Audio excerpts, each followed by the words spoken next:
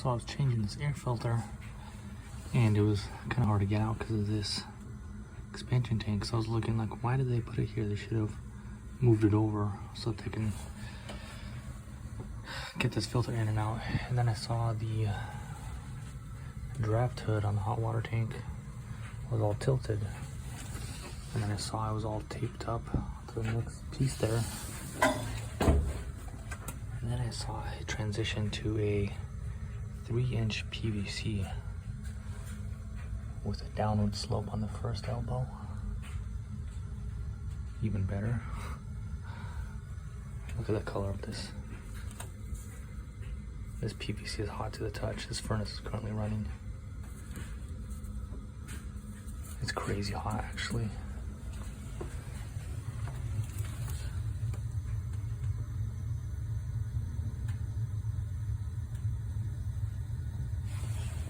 Was it a 2015 unit? Yeah, 2015 unit. This unit's been installed for 9 years. That's crazy. That's bonkers.